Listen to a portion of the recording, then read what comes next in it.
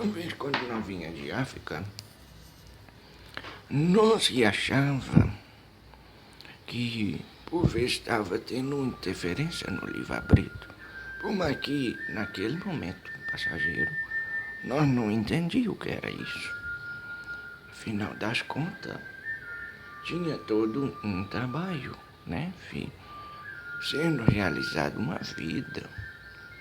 E de repente vem o vendaval. Chega os portugueses com os ingleses, com os outros pretos. Pega nós no laço e no tiro. Põe nós na jaula igual bicho. E nós se ficava a perguntar aos deuses os porquê dessa intromissão. Chegaram os caravelas, né, filho? As naus. Encrausurou todo mundo lá de baixo e trouxe igual bicho para esses lados. Mais da metade morria na viagem. E na época nós ficava se perguntando, minha mãe ia manjar, por que isso está acontecendo? Sem entender e sem, na hora, tornar possível outra solução, tinha que acatar a realidade daquilo que se vive. Até que muitos meses depois, quando não ficava as nau perdidas e demorava uns 2 anos para chegar cá, né, filho? Vinha trazendo os negros tudo esfarrapado, morto de fome. Atracava nas terras do Porto Seguro, né, filho? E descia no meio dos matos. Os primeiros contatos nós tínhamos com os índios, assim como nós, guardados as devidas proporções, aqui nas terras brasileiras, né? Que muitos tempos depois foi ter esse nome. Inicialmente era a terra da Santa Cruz, pelo menos naqueles tempos primeiros. E sem saber estava lá eu, correntado, no meio do matagal, dos pés de cacadiéus, né, filho? Pouco para riba, um pouco. Sem saber o porquê daquilo, sem conseguir escapatório. Que capataz saía correndo atrás e dava cura nos negros. Então, dia e noite e dia, ficava a se perguntar onde estava a misericórdia do sagrado em permitir aquilo. E os tempos vai passando, o sofrimento amadurece, né, meus filhos? E você vai entendendo aos poucos, com o passar dos anos, na matéria e fora dela, que a vida carece um tiquinho de fé para se primeiramente aceitar aquilo que o destino lhe serve. Quando não pode ser alterado, tem que ser aceito. Foi a primeira grande lição que eu aprendi nessa minha específica trajetória encarnatória. Aceitar o que não se pode mudar. Primeira grande lição. Segunda e não menos importante, aprender a ter fé. Sem fé, os filhos perdem a esperança e muitos negros tiravam a vida, né, filho? Fazia banjo, parrava na corda, se jogava da cachoeira. Mas passou, né, filho? O importante é falar das coisas belas que o momento propicia.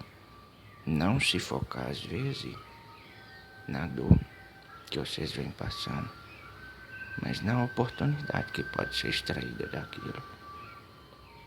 Nas minhas perguntas, um dia apareceu Nanã para mim, e nós se assentamos na beira da cachoeira e foi conversar em cima de uma pedra. e ela me mostrando alguns causos da vida, que tem coisas além do nosso alcance, ou que a gente entendia como que estava, por cobrança divina do karma, que na época eu nem entendia as palavras que a véia estava me dizendo. Eu falei, karma, que é isso? Não a lembro, né, filho? Das coisas que se faz no passado. Só que Mãe Nanã foi me propiciando enxergar que a realidade pode ser alterada em cada passo, em cada momento. Se você não pode mudar totalmente, você pode mudar de forma interna, através das livres escolhas, né, filha? Propondo-se a transformar a realidade, se não de uma vez, porque a vida interrompe com força maior, mas aos pouquinhos, gradativamente. Foi a terceira lição que eu aprendi. O livre-arbítrio, a livre escolha, você muda a sua caminhada da mesma forma que o que você vive hoje é aquilo que você traz para você mesmo. A liberdade de plantar, a obrigação do que vai colher. E mais na frente eu aprendi, mas quando eu já estava mais velho, quando os fios me procuravam, eu ia na cachoeira, conversava com a Nanã, ela me dava os conselhos, eu voltava para a senzala, na minha salinha, né, filho, no meu quartinho, e falava pros negros, fujão, os negros sofredores, sobre a liberdade, as escolhas, a obrigatoriedade da colheita, a possibilidade da mudança. Tudo pode ser alterado, quando vocês assim desejam, se tiver fé. O universo traz exatamente aquilo que vocês desejam, ainda que na hora vocês não compreendam, ainda que por vezes tente resistir às mudanças que a vida impõe ou oferece, conforme cada um for capaz de entender. O universo emite de volta aquilo que vocês são capazes de receber, porque é isso de volta que vocês estão emitindo. A vida é como um espelho, e eu custei enxergar isso. As escolhas erradas vão dizer assim, que eu fiz no passado, apesar que, mas no fim da vida eu fui entender que não existe certo e errado, existem escolhas. Me trouxeram resultados, e eu fui obrigada a conviver com eles. Porque é isso o livre-arbítrio. E mais na frente ainda, já no plano astral, nas senzalas da Ruanda, a gente faz uns preparatórios, né, filho? Para poder voltar aqui na matéria, para poder ensinar vocês as coisas. Na época ainda não estava muito formatada o que viria a ser, 400 anos depois, a linhagem espiritual de Umbanda. E ela por si, na pretendência de resgatar o sagrado a Umbanda, né, filho, o silábico mântrico do conjunto das leis de Deus. Então, nesse processo, eu fui compreendendo que não existe certo e errado, existem escolhas, e que você é obrigado a conviver com a consequência de cada uma delas. Que vocês podem alterar o caminho o tempo todo a partir da própria energia que você está emanando. Que o mundo se move por energias suprafísicas. Eu fui entender isso mais na frente. E a vida é regida por leis universais. Quem caminha consoante essas leis atrai para si aquilo que quer. Quem caminha distante dessas leis atrai para si aquilo que o coração pede, mesmo que seja o medo daquilo não aconteça. Porque a vida traz de volta o que você emite, como foi falado, né, filho? Então, eu fui entendendo mais na frente que ficavam muitas linhas, muitas frequências abertas que precisavam ser fechadas. E que por isso que a gente fica vindo e voltando nas múltiplas existências encarnatórias. Tinha coisas a fazer, ciclos a encerrar, aprendizados a ser resgatados para extrair dali o melhor de cada momento. Na época, imerso na dor, da angústia e no sofrimento, filhos não conseguem pensar que isso é uma resposta divina para que vocês possam aprender a se reinterpretar e dar solução na própria vida, na própria caminhada e nisso em si mesmos. De dentro para fora, se altera-se o destino, que por lei não é inexorável.